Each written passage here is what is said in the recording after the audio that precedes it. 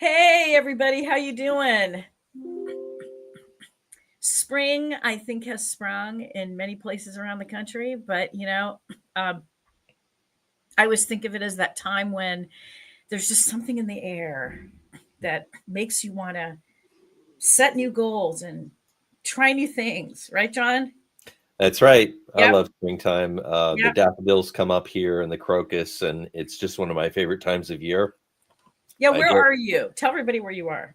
I'm in Southern Oregon, so I'm about 30 miles north of the California border. It's a place where nobody lives.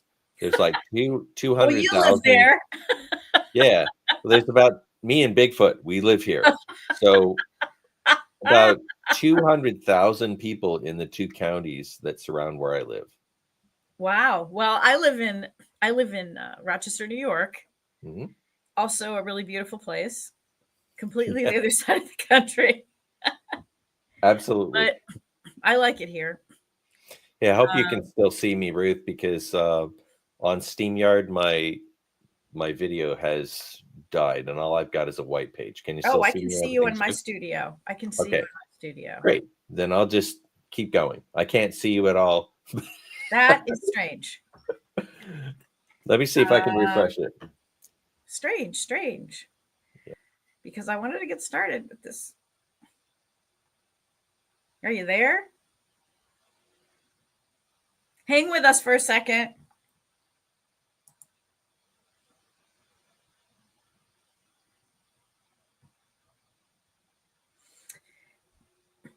Well, it's just me here. I'm going to tell you a little bit about myself. I like to call myself a career authenticity coach because I like to help people figure out who they are right now so they can find a job that is suitable to them at whatever stage of life that they're in right now. Because I've gone through that myself, as many of you have. And today I wanted to talk to John Gates because he's a smart guy, and he just wrote this book, Act Your Wage, which is a great little guide if you are looking to negotiate a salary for an upcoming job. But John posted the other day very interesting information about why people hire. And he's back. Let's see what we've got here. Hey, John, I was just Yeah. talking about you. I was just your ears must have been burning when you were relogging back, on. I was saying the other day I was talking about you and talking about your new book Mhm. and that you're a salary coach, but you're much more than that. You really know a lot about the hiring process. Yes. And I was intrigued by your post that talked about the reasons that hiring managers actually select candidates. Yeah. And this is a really relevant topic now because people are frustrated. A lot of Mhm. people, as we've seen in the posts on LinkedIn, people are very frustrated about why they're not hearing back or why Mhm. they're having multiple interviews and they're not getting any traction and they're not Mhm. getting an offer despite their massive qualifications, right? Yes. And we know there's a lot of reasons for that. I mean, this stuff is cyclical. We see that we've seen this before. People feel like the economy is not doing well, or you know, right now we have a new presidential administration, and there's a lot of unknowns. And I mean, it's understandable. But what I really liked about your post was that there were things in there that really made me think for a second about the psychology of what's going on. Let's unpack that. Okay. Okay? I think this would be a fun conversation, Ruth. Whenever you and I Yes. just sit and talk, it's always a wonderful conversation. Thank you, Very John. deep and interesting. You ask great questions, and I think it's always fun. So I hope whoever's watching will enjoy this and learn something from it. Our hope is that we can demystify some of the things that happen in the hiring process. Just so everybody knows, I was a recruiter and a recruiting leader in the Fortune 500 for 30 years. So I started recruiting before the internet was alive. before applicant tracking systems were there. So everybody complains about the ATS. I saw my first ATS 4 years into my career as a recruiter. Wow, that must have been. Were people kicking and screaming?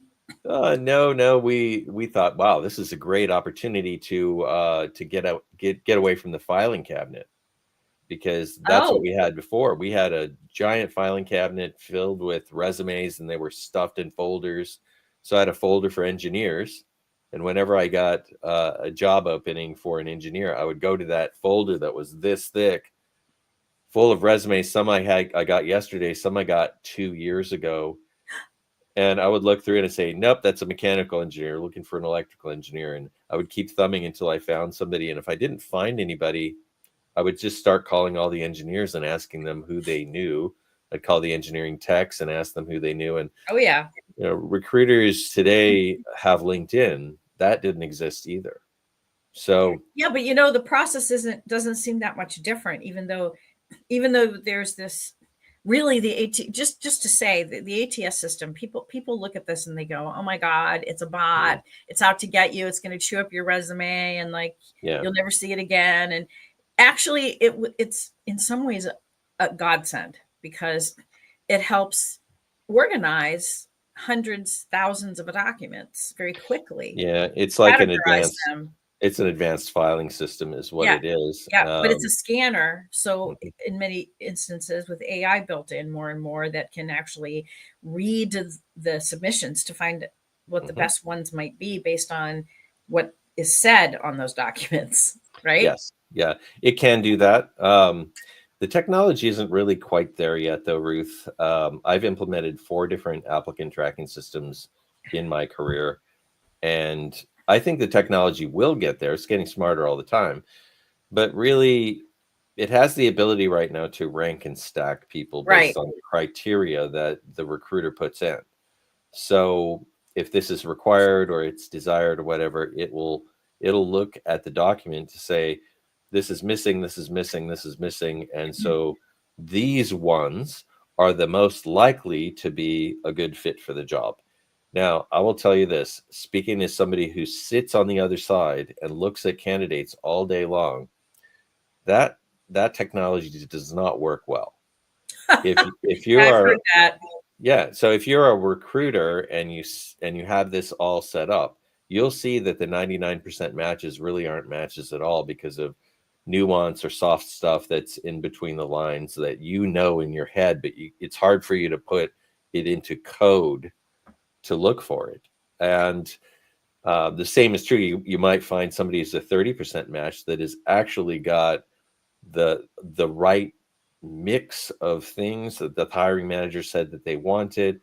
And so very, very quickly, recruiters learn not to trust that ranking process, and so they disable it. So, Well, so what's this business of keywords then? What's that all well, about? um, it's important when you're in the system as a recruiter searching for people that are already in the database. So you can do that too. It has that functionality, Which but is you what I was only referring to. yeah Yeah, you only really use that if you're in an environment where there aren't enough applicants. Most of the that's not time, happening. right now, we're overwhelmed with applicants, and so we're not doing that. If you're in the database and you applied 3 months ago, and the company says we'll keep you on file and we'll look at you later, that probably not going to happen in today's environment. But back in the Great Resignation, that happened all the time because there were so many opportunities and so few good, strong applicants. I don't Recruiters know. have. I mean, if you talk to some people like my colleague Tom Powner, Mhm. they'll tell you that keywords are important, and you really do need to make sure that you're speaking the language of the Mhm. company where you want to work, right? And They- you're reflecting yeah. back to them what they're asking for. Yes, Yes. and that's not so much true because the technology demands it. It's more true right now because the human eyeballs that are looking at the resume demand it. I like that.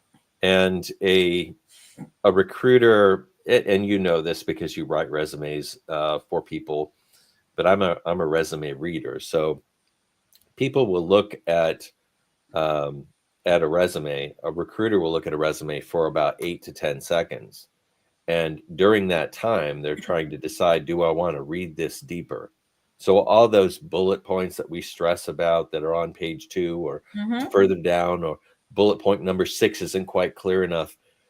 Really, most of the time, bullet point number 6 that we're worried about, it never gets read by the recruiter. They're looking to see, like, in that 10 seconds, they're looking at your job titles to see if there's alignment there, because there's a lot of information packed into a job title. They're looking to see, do you have the right industry alignment? Because that's a really common screening issue for recruiters. They're looking at career progression. How long have you been doing this? Because they've got it in their head, well, I'm looking for somebody with at least 7 years of experience working at this particular level in the organization with this geographic span and scope.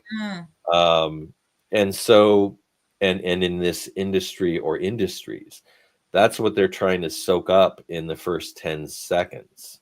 And if they can't find it quickly or easily, they'll just go on to the next one. And it sounds terribly unfair because candidates put so much time into their applications. Well, they expect that kind of consideration on the other end. I just want to let people know that recruiters, when they're looking at a wall of 600 applicants and the technology doesn't do a good job of sorting them for them, they are buried, and they are very, very, very time pressed. I've heard too of recruiters doing what you talked about back in the pre-digital age of just asking around, going through LinkedIn to find profiles of people who might fit these criteria, rather than spending all this time trying to go through all these resumes, because it's just too time consuming. Plus, you have those people who apply who didn't really take any time to match anything, and it's a waste. And with the whole process, though, I think you make a very good point. You really have to do your homework when you're applying for these jobs. You have to know, well, first of all, what does the company do? Why do they do it? What are they good at? What could some of their problems be? Sure. Right? Absolutely. How can I tell the story about how I've addressed these kinds of problems, so that they immediately see that I get what they're about and I've done this kind of work before. It's a translational issue. Sure. And it helps to be able to talk to people who work at the company. Oh, absolutely. Because I agree with you want 100%. to ask them, what are you guys working on? Tell me a little bit about what the day-to-day is like. Tell me, what's the big challenge? What's happening over there? I mean, you really want to know that, so you can look smart. Here's another quick tip for anybody that's watching, and maybe for you too. When I'm helping my salary coach clients to prep for interviews, one of the things I ask them to do is go use an AI prompt in ChatGPT or Claude or some other place, and ask it to produce a SWOT analysis on the company. Ooh, that's great. I like that. Strengths, weaknesses, opportunities, and threats. And so this actually, if you structure the prompt right, it produces some good information on especially the opportunities and the threats. And you can refine it and say, how does this SWOT analysis apply to the IT organization or the sales organization or the particular team that you might be interviewing for? And it will come back with some fairly good guesses. That's what it is, though. It's a good guess. If you have insiders, though, that's way better. Oh yeah. Well, you are right about ChatGPT. I mean, I use the technology too in my work, and and you're absolutely right. It can do research very quickly that would take you hours to do. And so it's really handy for interview prep. And it's true. You really can. You can ask ChatGPT and Claude, other Perplexity, a lot of the other tools to tell you what the main challenges of an industry are. To maybe do a search, just to find out a little bit about what's been written about the company. What is it saying about itself? what I mean, there's so many ways that you can find things out now that it's I think it's terrific because back in the day, as they say, this stuff was you had to go and dig it up somewhere. You had to ask a reference librarian to find you an article, or you had to go talk Mhm. to somebody, or I mean, It's very, very useful time saver for job seekers when they're 100%. prepping to interview, particularly. I just want to rewind a sec because I remember saying that recruiters will look at a resume for 10 seconds and Hmm. decide.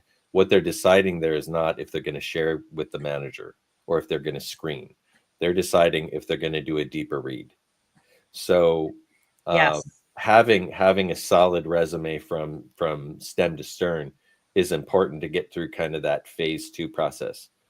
So what I do and what most recruiters do, I think, is they'll do the 10-second read and they'll put people into 3 stacks. So there's the A's, the B's, and the C's. And the A's are definitely a strong fit. Want to read this one deeper. The B is a maybe, might be a fit. I'm confused by the formatting. Maybe this is okay. And the C's are definitely off target, where the janitor has applied for the CFO job. And believe me, that happens a lot. It's crazy how often that happens. So um, the B stack will only get read if there aren't enough A's. And so that's why it's important to have a very clear resume with good, strong, solid examples of what we were just talking about. Yep. How you addressed problems, the impact that you made, the stuff that's important to this company. So I hope that helps everyone. Oh, well, yes. And when I write a resume, I was a journalist for many years. Mm, And so I'm used to thinking in terms of a lead and a story. yeah. You Okay. want to tell the reader what the point of the story is very quickly Mhm. so that they want to read the rest of it. And that's how I write resumes. I give people at the very top a quick snapshot of what you're going to be reading about. Mm, very And good. hopefully that prompts the person to read below to find some concrete examples of how this person was able to do these things, and give them a call for screening. But Absolutely. that post that you wrote, let's talk about what you said in there, Okay. because we're talking. There's a lot of things that you really have to do when you're applying for a job, which we just talked about, right? You got to do your Mm, research. You really got to understand their problems so that you can appropriately address them. You can be ready, right? But there's more going on than just I'm ready, I'm prepped. There's some psychological elements here that you might not be aware of. John, tell us about those. It's very interesting. So, as you can probably guess, being a recruiter for so long, I'm the person that bothers the hiring manager to make a decision. I've got 30, 35 open positions that I'm working on. I want to get that position off my desk so that I can move on to something else. Um, and so I'm trying to drive the manager to decision all the time. So I've presented a slate of 3, 4, 5 candidates. I've scheduled the interviews. I've prepped the interviewers, told them what to look for.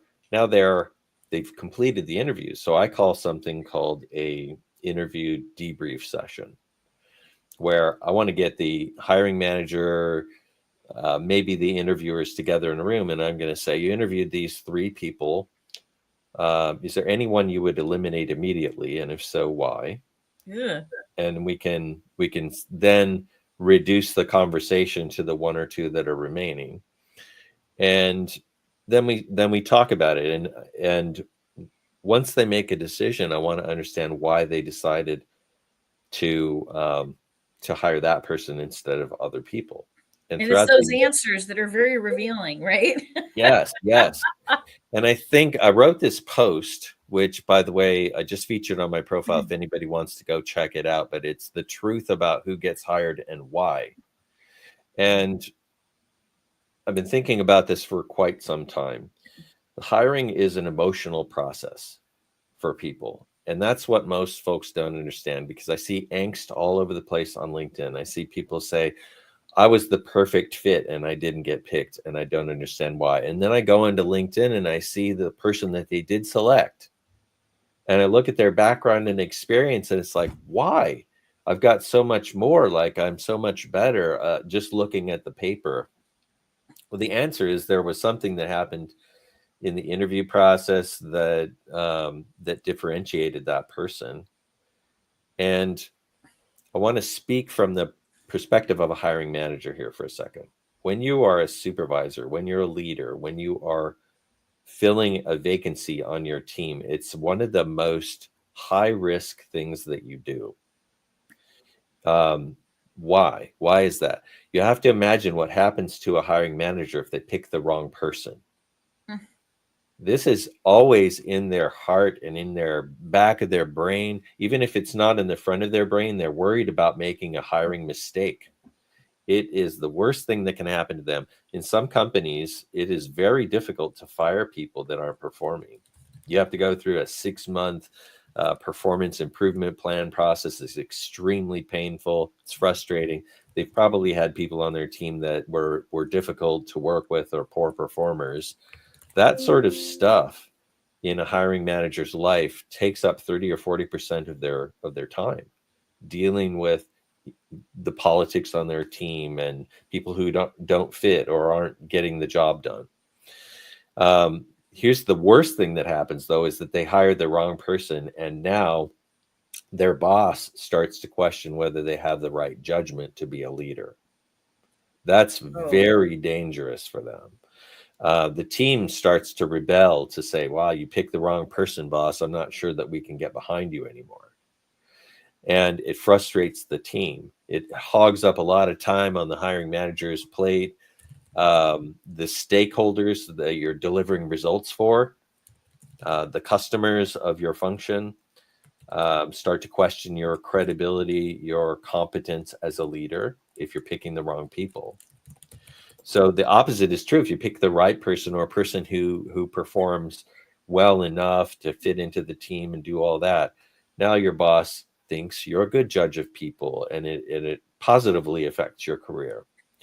But if you pick the wrong person twice in a row, oh my gosh, that's bad times 10 for you. And so this happens a lot. Like, let's say you're in the interview process and you discover that they terminated the last person in the job. Well, they terminated them because they weren't doing something well, or they did something really poorly. And the first thing on the hiring manager's mind is, I can't afford a second dud in this. The thing is, how do you even know this going in as a candidate? You don't. Like, sometimes candidates will say, are you replacing somebody? Is this a new position? Good question to What ask. is it, right? So you can find out along the way what has happened. And if you know someone who works there, or better yet, used to work there, because yeah, you speak more freely, you might find out some things. So a lot of job seekers think that the most qualified or the best performing person is going to get the job. It might be that person deserves to have the job, but the person who gets the job is the one that makes the hiring manager feel that there's less risk in the decision.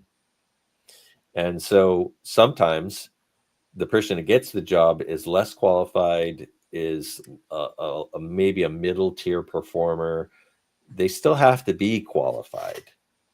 But if that person has reassured the hiring manager in some way that they're going to show up for the deliverables and that they're going to fit into the team, and all these points of risk in the manager's mind are going to be satisfied, then they'll get the offer over somebody who has an unresolved point of risk out there.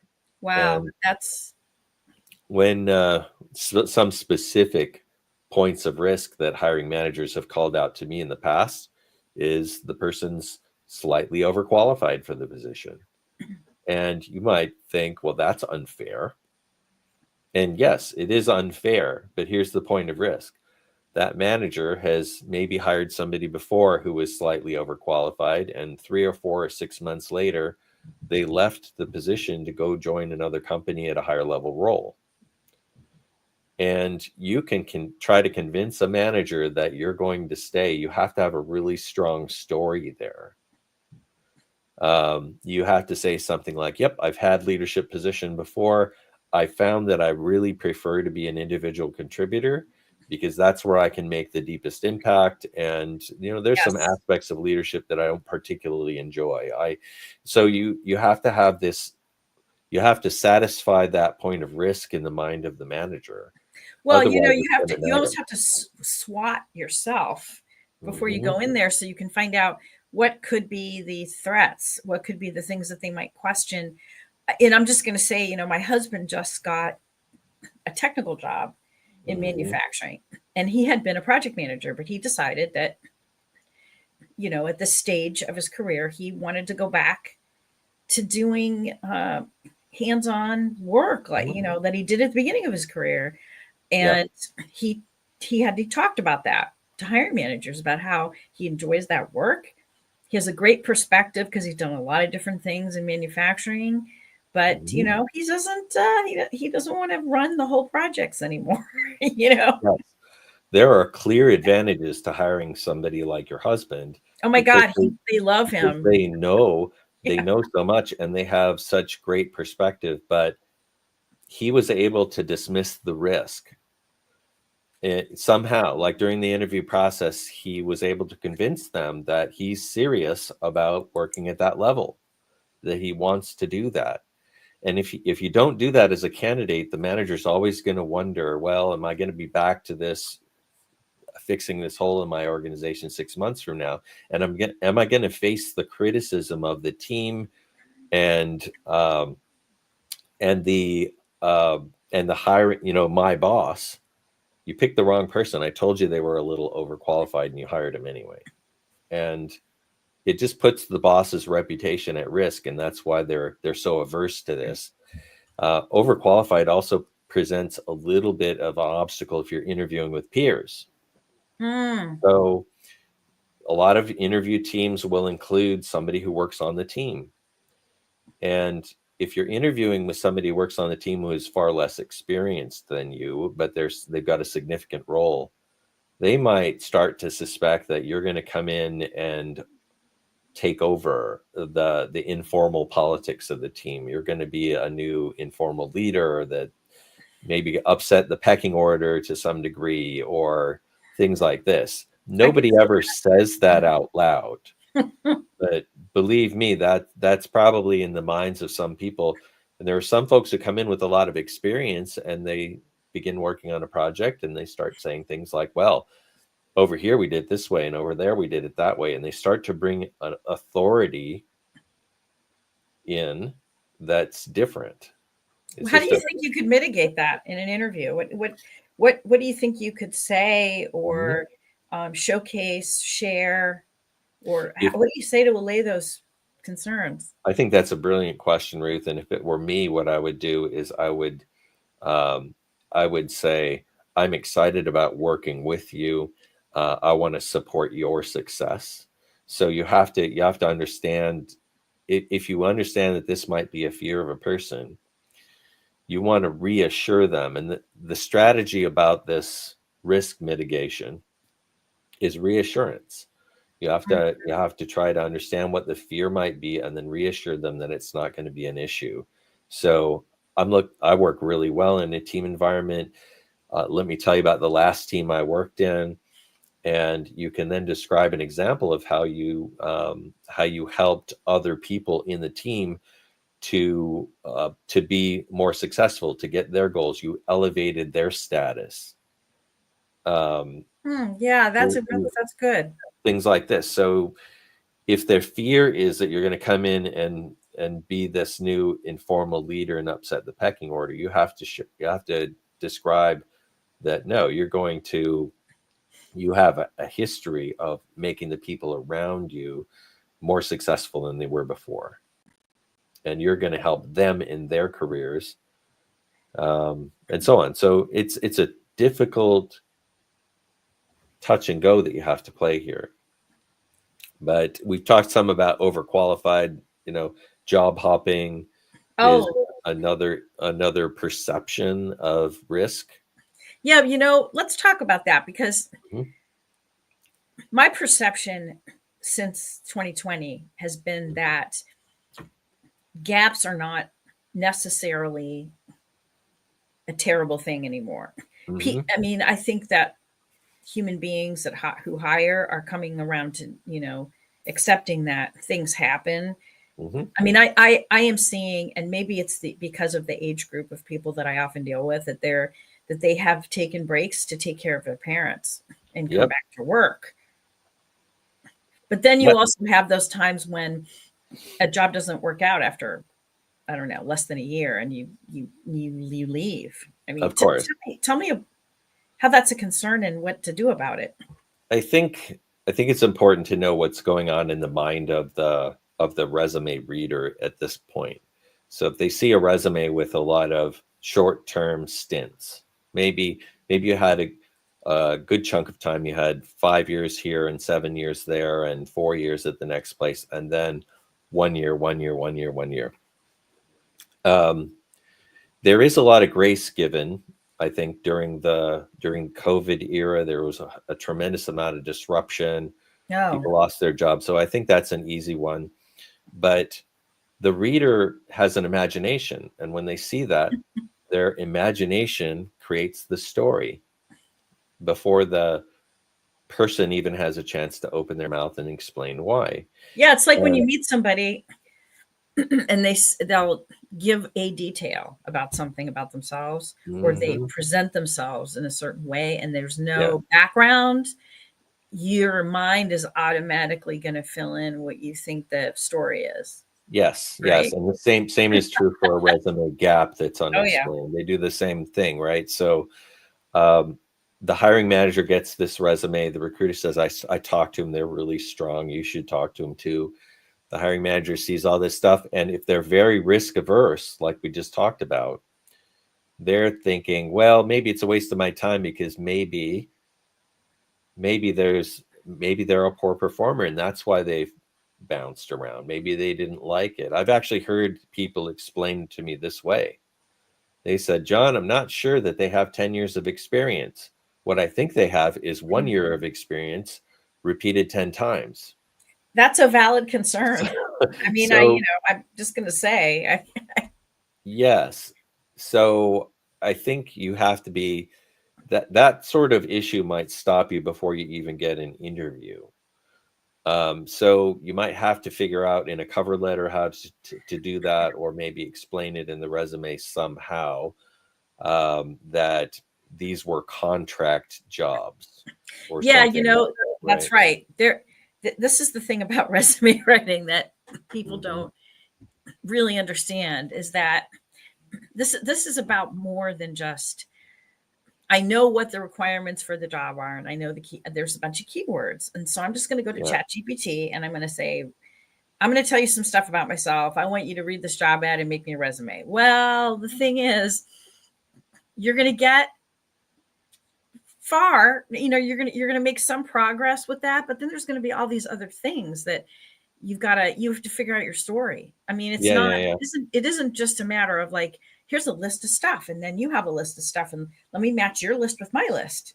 Sure. It's way more, um, there's way more to it than that. And it can be very, I Right. like to say it's an art form to tell this story. Yes. And I want to just say something to the audience or people that would be watching right now. Like, the subject of this talk is the truth about what's going on. It might not be very pleasant to hear, and I hope True that you enough. won't shoot the messengers and say that's not fair and it is unjust. We just had a little bit of It's at least on a glitch on my end, but okay, Yep, it's I resolved. saw it. We're back. Yeah. It might not be fair and it might very well be deeply unjust. It is just the truth of things. And I want you to know what the truth is so that you can adjust and adapt and overcome it. Um, I've had hiring managers look at an unexplained resume gap of, let's say it's 8 years. And the truth is that somebody took 8 years off to raise children And now they're returning and they're bringing all this amazing skill back to the workforce. That's right. And I can explain that as a recruiter because I've screened the person and I know the story. Yep. But the hiring manager said, well, oh, I saw that. Thanks for explaining it. But when I saw that, I thought maybe they were in jail. Oh God. Yeah. We were just talking about this the other day. Yeah. I hired a person, or I interviewed a person like 3 weeks ago. And when I probed into this, John, it turned out they were in prison. And so now whenever they see a resume gap, they think, I wonder if they were in prison. And that's the thing you got to think about. It's really easy to be in a bubble when you're looking for a job and forget that other people who are human like you are reading these things, and they're going to draw conclusions. They're going to have questions. I mean, it's really not a good idea to, I mean, I'm not saying pay me or pay someone to help you. That's what you should always do. Yep. I'm not necessarily saying that. What I'm saying is don't do this in isolation. Sure. Talk to somebody about your materials. Try to get a read on it, right? Call John, Exactly. There was a client I'm working with in Salary Coach right now who is interviewing with a consulting company. And she is a senior executive, a functional senior executive. So she's used to running a complete function. And she's interviewing as a consultant. And this particular consulting firm, they consult with people like her. They coach them. They bring them through their challenges and their problems. They help them to bring best practices. And during the interview process, they focused a lot of time just poking at, well, you're the head of this function. And what they're trying to do, and I can tell by the questions they're asked, the point of risk in their mind is, are you going to be able to make a transition from leading this big group, having all this support, having people to do stuff for you, into an organization where you're a senior level person making a lot of money, but you don't have a team of support. You're going to have to do your own PowerPoint slides. You're going to have to do all this stuff. So that's a point of risk in their mind.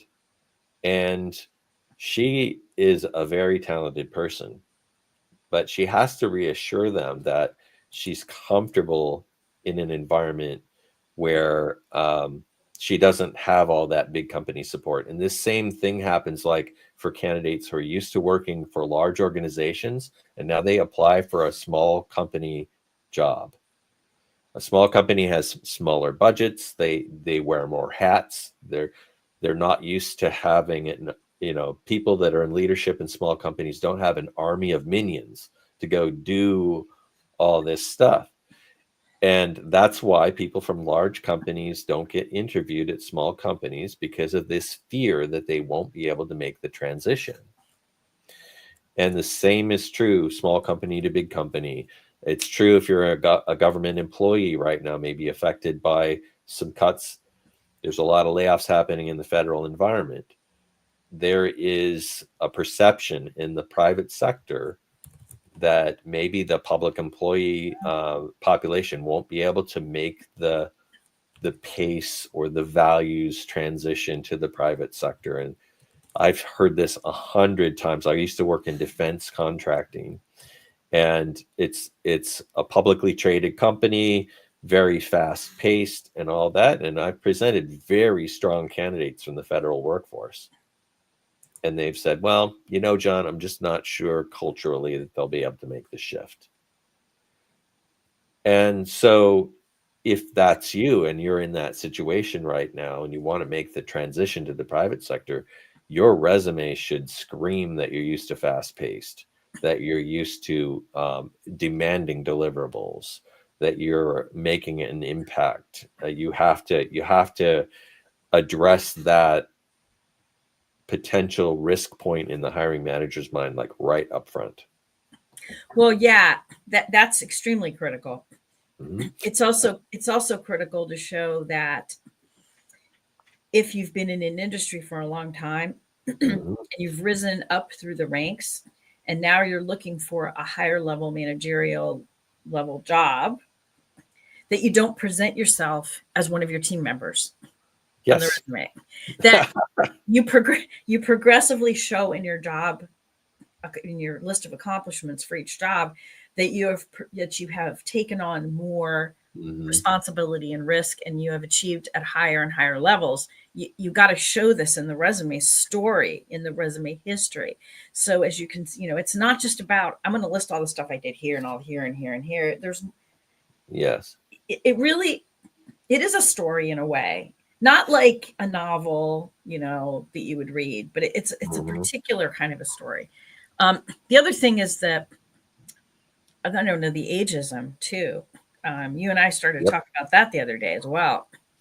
Absolutely. Ageism is a pox. It's a plague right now. We're streaming. Yep, Okay, I got here you we back. are. Yeah. I, We're I feel buffering. like it is the primary way that people discriminate against other people, and they just don't feel bad about it at all. It's so pervasive and so common that people don't even know that they're doing it, and they seem perfectly justified in doing it. But it gets back to our original risk of hiring discussion. Yeah, what are people thinking? I mean, Yeah. when I coach people through job search, Hmm. I always tell them, because I will get a lot of people who say, I don't want to lie and I want to be honest and everything. Hmm. Well, okay, don't lie, Hmm. obviously. But that does not mean that you have to be an open book and say every single thing that's true about you. You don't. You can be selective, which means Yeah. you don't have to put the year you graduated from college on there. Now, it might No, be on the application and you might have to put it. Okay, you don't. that's There, just happens, but you don't have to point a giant arrow at things you don't want to say. You do exactly. not have to have every job you've ever had going back to 30, on Yep. your resume. You last 10 to 15 years. You you get to make these choices, right? Hmm. So given that, as somebody on the other end who's reading these things and making these judgments, what are you looking at on these resumes? How are you thinking this person's older, or and why would that matter? Um, What are you I seeing on the resumes that tells you that, first of all? Well, I think you called out a few of them. Graduation dates. Mhm. It's fairly easy, actually, if you're working with somebody like you, Ruth, to kind of age proof the resume. But there's two stages where this will haunt you. One is in the resume, and the other is in the interview process. Well, yeah. So, and that includes screening. And so, in the resume, graduation dates, work history that goes back to the 1970s, uh, Well, stuff like that, right? maybe the 90s at this point, but yeah. Yeah, and so there are things that you can do, and there might even be technologies that are really old that Oh, you that's are another. that are Oh, very absolutely. Yeah. forward in your resume. It's like, yep, I was a COBOL programmer. I've got 19 years of experience in COBOL or something like that, right? That's an old mainframe Y- language and Right, exactly. things like this. So there are things you can do in your resume to I don't want to say disguise your age, but that's kind of one of the things you're doing. It's kind of like dyeing your hair. Uh, Well, so I don't necessarily, I don't think of it necessarily as disguising something as mhm, much as it is being selective about what you share. correct. It's, Yeah. you're crafting a message, and you don't have to tell everybody. I mean, if you meet somebody for the first time, do you just tell them your whole life story? No, not necessarily. And the purpose of the resume, I'll just Depending say on who this you right are. now. Yeah. The purpose of the resume is to get a phone call. Right. And that's what you want. So if the phone rings, the resume has done a good job. And then it's gonna continue to carry you forward a little bit. It's the hiring manager's going to read it. People will read it, so it is important. But once the phone rings and you start actually interacting with Well, people, right. Then they can tell certain things, right? yeah, that's really what's going to get you across the finish line. A strong resume will get you an opportunity to compete, and now you're competing. Now, once you're in the screening process and you're in the interview process, people can perceive how old you are by what you look like or your mannerisms or things Well, like that. right. And so as soon as people see you, there is a bias that is in their mind. And it's in their mind if they're young or if they're old or anything. And I'm please, again, don't shoot the messenger, but I'm going to tell you what's in the mind of the person. Even if it doesn't come out of their mouth, before you even speak, they might think, well, maybe you haven't had a new idea for the last 15 years. Maybe you're not up to date on technology. Maybe you are stubborn and stuck in your ways and not going to change very easily. Maybe you're coasting into retirement. Maybe your energy level is low. Maybe you will not stay for more than 2 years because you're that close to retirement. These are all, when we talk about the risk aversion that people have, this is what gets people deselected. All these things that I just mentioned in age bias are risk points. So when you are interviewing, you really have to show up as the complete opposite of what I just said. Your energy level needs to be high. If you show them a low energy level, you're just confirming the bias. And they probably will think, well, if this is true, all those other things that I just said are also probably true. So you shouldn't show up with a flip phone that's 15 years old. Your examples of your things that you've done and the things that you are working on should be current. Don't when you get asked for an example of how you solved the problem, don't go back to, well, in 2002 or Y2K when we were doing this, right? Don't showcase an example that's 20 years old, and bring current technology and the cutting edge of everything in your field. So your examples should showcase that you are continuously learning. On the inflexibility front, if you get asked questions about that, or even if you don't, you should bring in examples of how you were flexible. And not only flexible, it's really, you get bonus points if you lead your peers and colleagues into change. You're not resisting the change because that's uncomfortable. You are, in fact, helping people to embrace change. And if you show up like this, that you confront the bias head on. You have to show that you're not that. Otherwise, you default into it. You just float downstream with the current. Oh, there's we had a great conference session with the National Resume Writers Association on this topic of ageism, and there were some amazing suggestions that were given in that conversation. Things like, as you said, carry the latest tech with you when you come in. Mhm. You have the gadget, it's with you, Mhm. right? Yep. You know how to use AI is a good example. That's like another thing that I've been telling people is when you're talking about how you approach and solve problems and meet challenges, bring in some cutting edge tech that you're using to help you with these problems. Mhm. And do some reading, do some research before the interview, find out what they're using, what is cutting edge in that field. How can maybe I haven't used that exact thing, but maybe I know how to use something that's just like it. And maybe I can very quickly upskill. Maybe I can take a quick LinkedIn learning class on something and I can use it a couple of times and figure it out. And then I can go, well, I know how to use this. Yes. Yeah.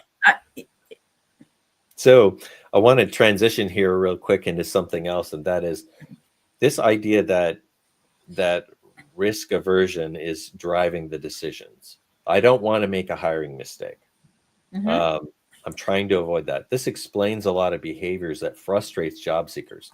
So if you get invited back for 5 rounds of interviews, Oh God, they want everybody in the whole world to meet you before they decide. The reason they do that is to spread the risk to other people. So if you turn into a hiring mistake, they can point to all the other people in the selection process and say, well, they supported this decision too, and it's like a blame shifting game. That's why You have multiple rounds of interviews. The hiring manager doesn't want to be solely responsible for making the decision, because the responsibility of the decision. They can't decide. It takes them too long. They're looking for the perfect person. They're looking for the unicorn. So what are you supposed to think as a candidate? I mean, I've seen a lot of posts where people go, I told him I wasn't interested in the job anymore because I'm looking at these people and I'm going, they can't make a decision. It's terrible. Like, as a Like recruiting it's, process consultant, I go uh-huh. into companies and I teach them how to select people with more confidence. But most of the people that are selecting folks are not trained. They're just, This is right. they're just acting on their gut instinct, which is telling them, I'm afraid to make this decision. Well, they're also, these people very often are not the Yeah. top manager. They're in the middle, and they're being judged on their performance picking the person. Yes, This is they their are. work right now, doing their work in They front of are. you. And here's the brass tacks. Besides their career being damaged if they pick the wrong person, their annual bonus might be damaged too. So it's going to cost them money if they pick the wrong person. This is why they hire the neighbor's son. This is why they hire the internal person, even if they're not the best, because they have It's a known quantity. they're a known quantity. This is why being referred by somebody who works there is so important. Aha. If you have Folks. an insider who is vouching for you, what does that do? And why is that important? It reduces the risk that you're a dud. So, and when I say a dud, I'm not trying to be insulting to anybody who's listening here. This is just pointing out what's going on in the hiring manager's mind. I like this person instead of that person because there is an internal person that knows them. This is why they back channel reference you. If they know somebody who worked for your old company, they'll pick up the phone and call them.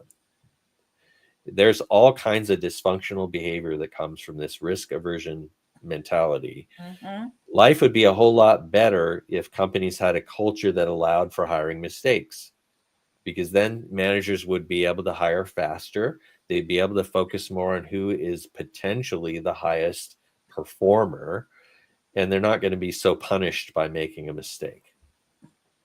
Okay, so what we did cover a little bit of this, of course, in passing, but in summary, what can people do to as candidates to help themselves navigate this and feel better about this? Oh, I think it's important to put on the hiring manager hat for a second and move your mind over into their mind, and then look objectively at yourself as an applicant for this position.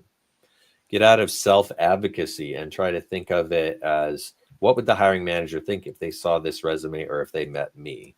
Are there points of risk that might be obvious that I'm going to have to address in the interview process?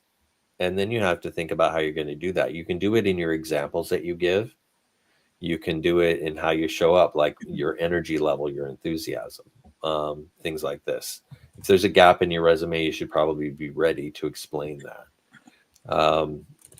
You want to try to de-risk yourself as much as possible. But here's a really, really good technique. And I teach this to my salary coach clients. So I'm going to give this away as a freebie.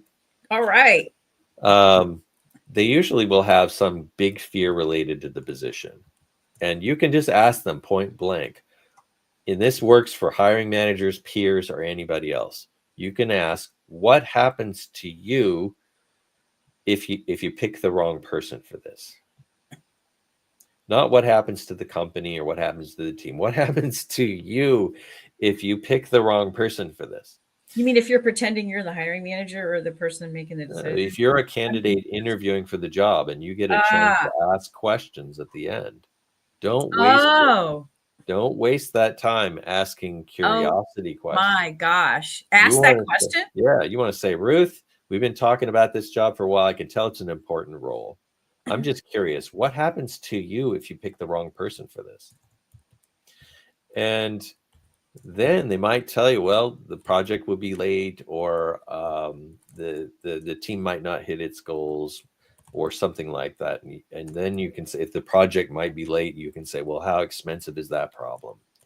How big? I can see why that's a big concern for you. But I want to take a second to reassure you that if you hire me, that's not going to be an issue, because when I was working on a similar project back over there, I stayed late. I worked weekends. I called in reinforcements. I did this, and this to make sure that the delayed project would be rescued and delivered on time. And so this is, again, a reassurance strategy. You want to reassure them that you're not going to be the bad hire, that you're going to be actually somebody that supports their success. Very few candidates will tell a manager, I'm interested in helping you be more successful. I'm interested in helping you to avoid risk and problems. I love that. I love that question. I'm going to Steal it. teach that. I'm definitely going to do that. Borrow it. What do you got? If you're listening to this at any point, what do you guys think? Has anybody ever asked this? I'd love to know. I mean, the one question that I always teach is to ask, what keeps you up at night? Yep, that's a very similar. It's the similar question. It is, but it's a little different, because that's more of like trying to find out what their challenges are in the work. This is a little bit more pointed. It's more personal, and it's not going to be for everyone. Like that, if asking that makes you feel like, wow, that's very assertive, that's okay. You can roll it back a little bit and say, when it comes to this job, what are you losing sleep over? What's keeping you up at night? That'll get you kind of to the same worry. This is where they're worried about making the wrong hire. They're worried about hiring the person that will make that nightmare come true. Mm-hmm. And you have to say, well, that's not me. If you hire me, that's never going to happen. And this is why that's never going to happen. And it's a chance to really sell yourself to the emotions of the hiring person, to reassure them that you're going to help them and not hinder them in some way. So I hope that helps somebody. At Salary Coach, I do a lot of interview prep, but mostly what I'm doing is teaching people how to maximize their next pay package so that they get all that money that's left on the table, usually without all the risk. So that's what I do. And I think I just wrote a comment. Employers need things. Employers are afraid of things. Mm-hmm. Know what these are. Yep. At least try to discern what they might be. And sometimes they're going to be obvious. Sometimes they're under the covers, and you can think about what they might be based on what questions they're asking. Sure. Yeah. I mean, you can pointedly ask. If you know the industry, you can just say, I've noticed that this is a trend that seems to be worrying everybody these days. What do you think about it? Mm-hmm. Mm-hmm. Maybe my next TED Talk will be something like this. Well, this was great, John. I really appreciate this. I really could not tell how many people were actually joining us, if anyone at all. But if you're catching this on the replay, I mean, this is great stuff. And please, you should go ahead and connect with me and with John on LinkedIn. We're regular people, and we're here to talk to you about these problems, right? Yep. And we want to help you succeed no matter what. Oh, 100%. 100%. That's our motivation. Yep. We have a passion for job seekers. We want you to land, and we want you to land well. Yep. All right. Thanks, John. And we'll be back to talk again.